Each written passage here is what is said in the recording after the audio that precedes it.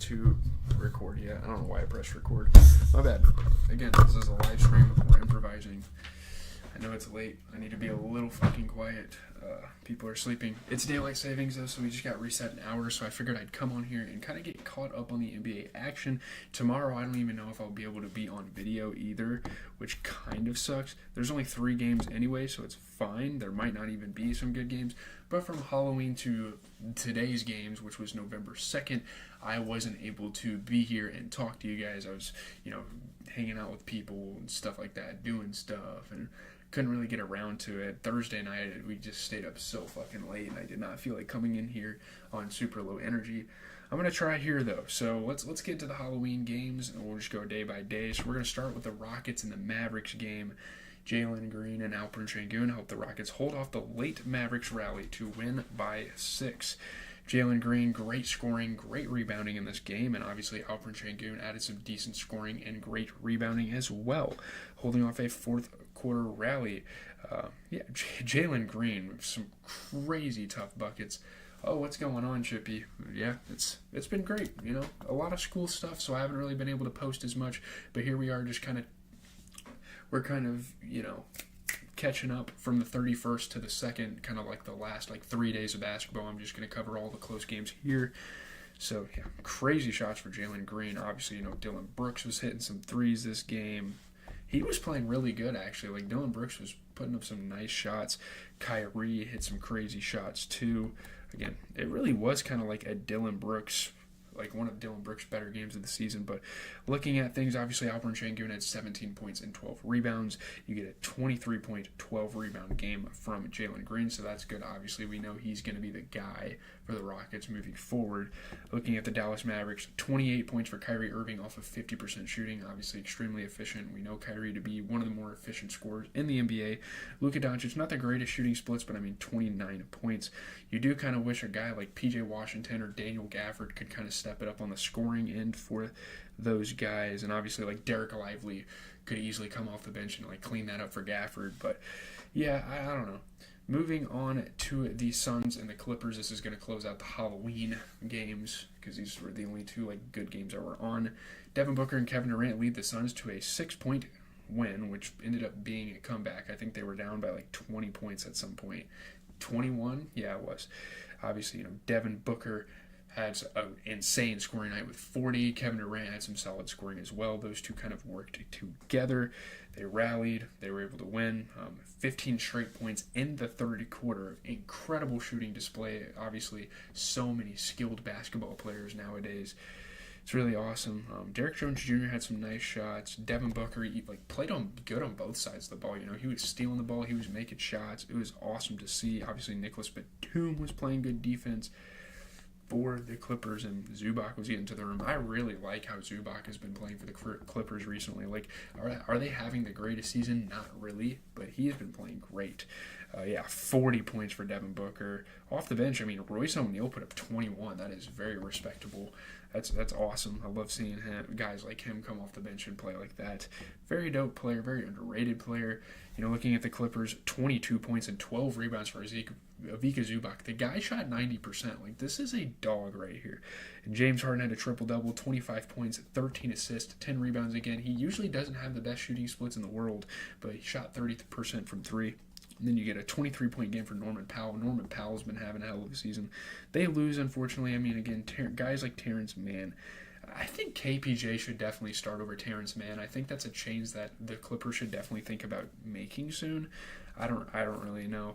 Moving on into the Friday games, we are going to start with the Kings and the Hawks game. We're kind of rapid fire. I'm not trying to be here for 20 minutes. I know I'm supposed to be kind of a little analytical, but looking at it, De'Aaron Fox leads the Kings to an 8-point win over a shorthanded Hawks.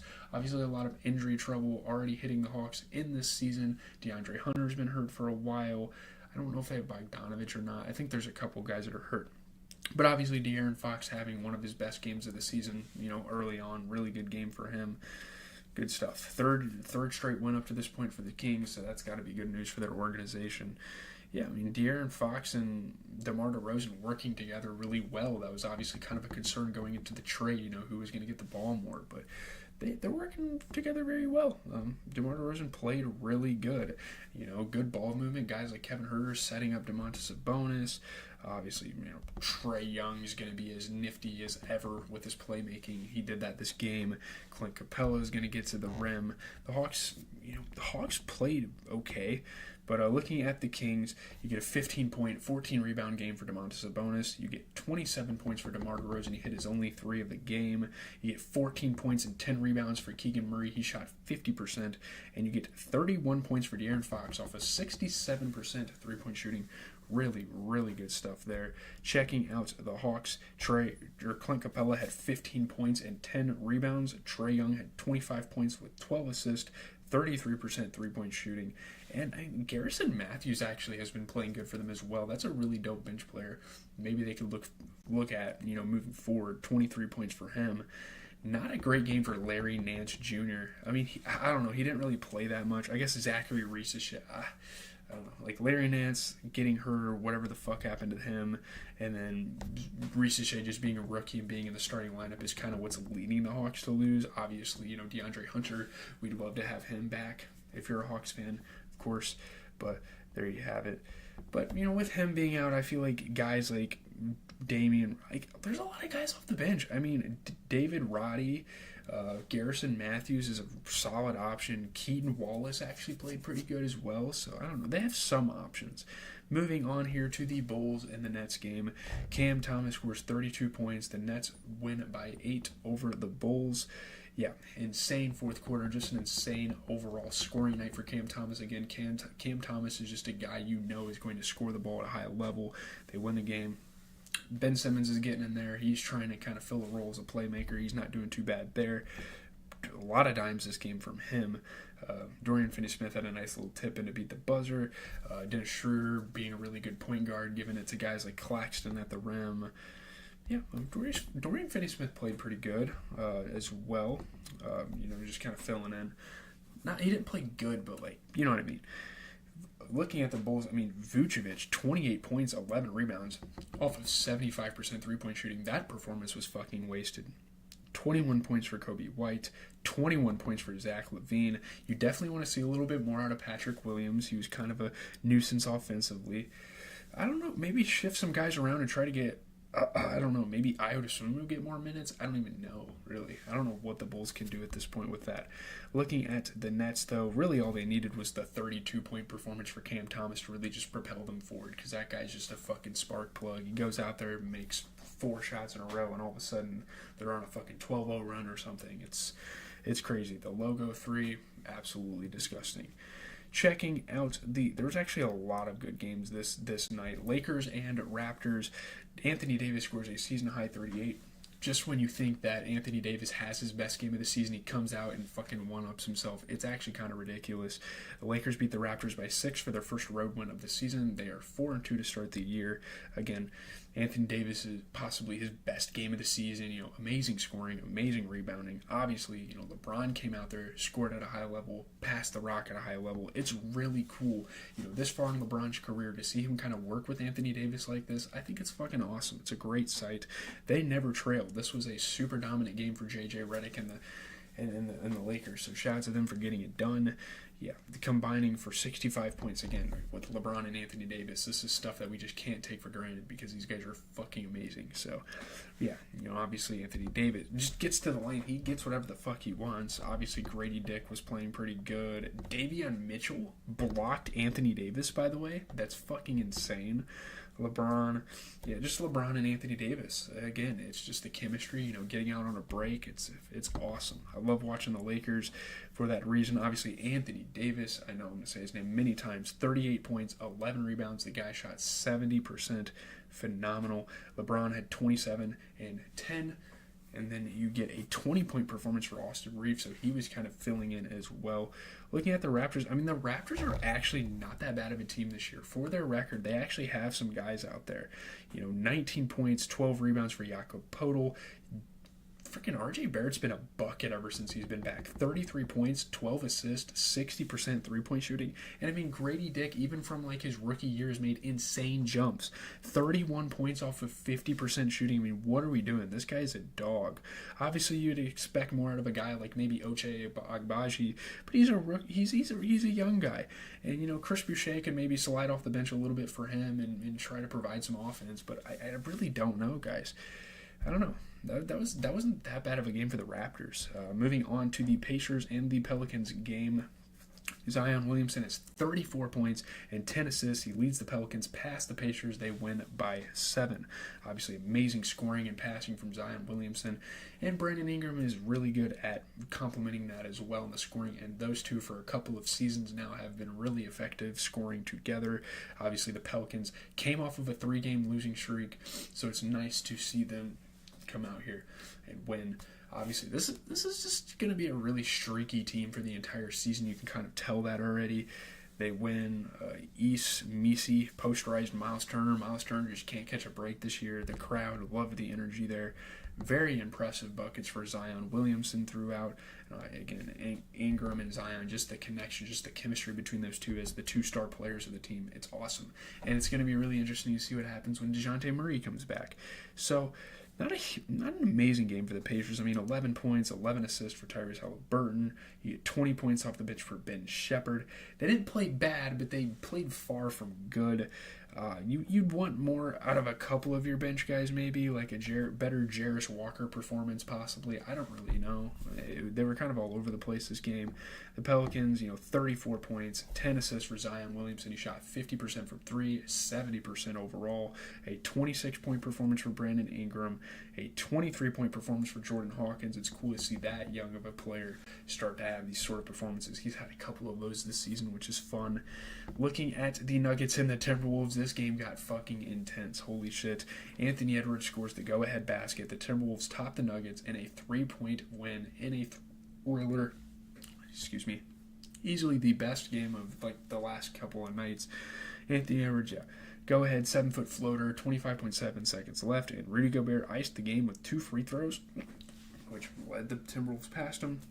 This is not a good time to get hiccups in the middle of a fucking video, but we gotta figure it out. Obviously, things got a little intense. The thing that people are going to pull from this game is the Christian Braun kind of Rudy Gobert situation, but that's kind of what that is. Anthony Edwards kind of took over down the stretch as well. That's kind of what a great player does. That's what a star player and a franchise player is going to do for your team. So that's fun to see him really take that over. Anthony Jokic. Okay, what the fuck? I'm getting tired here, boys. Nikola Jokic almost had the game-tying 3. He missed it. Anthony Edwards, just nice buckets all game. Jamal Murray actually had concussion protocol, so we gotta hope he's okay. He's a huge part of this fucking team. But Aaron Gordon played fucking phenomenal. 31 points, 11 rebounds. You get a 26-point performance for MPJ. You get a 26-point, 13 assist performance for Jokic. Crazy that they lost this game. Jokic shot 50% from the field, including 67% from 3. But, I mean, Jamal Murray played some decent minutes this game. I don't know why he played so badly. And they really don't have anyone off the bench that can replace him. Like, what the fuck? You can't do that. So, I don't really know. Julius Randle for the Timberwolves had 23 points off of 40% three-point shooting. 17 points and 14 rebounds for Rudy Gobert off of 70% shooting.